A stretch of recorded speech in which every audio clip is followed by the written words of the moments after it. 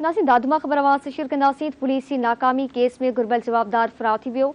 धरती TV news police एहलकारनि खां जवाबदार फरार थियण वारी वीडियो हथ करे वरिती आहे। पुलिस पारां मौक़िफ़ ॾियण खां इनकार जवाबदार जे फरार थियण ते पुलिस में थरथलो वियो आहे।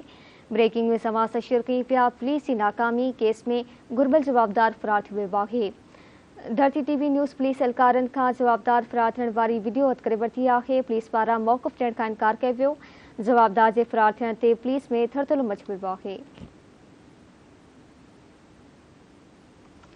ब्रेकिंग न्यूज़ आवाज़ दादू मां शेयर कई पिया। पुलिस जी नाकामी केस में घुर्बल जवाबदार फरार थी वियो। धरती टीवी न्यूज़ पुलिस एहलकारनि खां जवाबदार फरार थियण वारी वीडियो हथ करे वरिती आहे। पुलिस पारां मौक़िफ़ ॾियण खां इनकार कयो पियो आहे। जवाबदार जे फरार थियण ते पुलिस में थरथलो मची वियो आहे।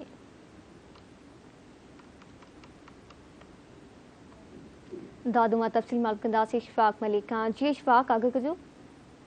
जी बिल्कुल, मां तव्हांखे ॿुधाईंदो हलां त अॼु दादू अदालत जे ॿाहिरां हिकु केस में घुर्बल जेको जवाबदार हो उनखे छह पुलिस एहलकार जिन खुंबण जी कोशिशि कई त जवाबदार जेको आहे उन छहनि ई पुलिस एहलकारनि खां पाण खे छॾाए फरार थियण में कामयाब थी वियो आहे। मां तव्हांखे ॿुधाईंदो हलां त जवाबदार जे फरार थियण खां पोइ दादू पुलिस में थरथलो मतल आहे। अहिड़ो राब्तो धरती टीवी पारां हद जे SHO सां कयो वियो आहे, जंहिं इन फरार थियल जवाबदार खां लाइल्मी ज़ाहिर कई आहे।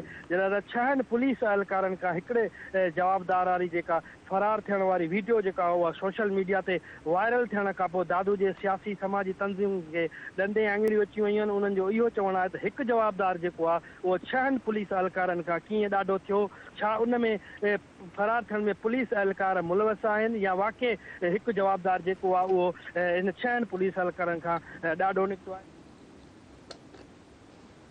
मेहरबानी इशफाक आगाह करण लाइ।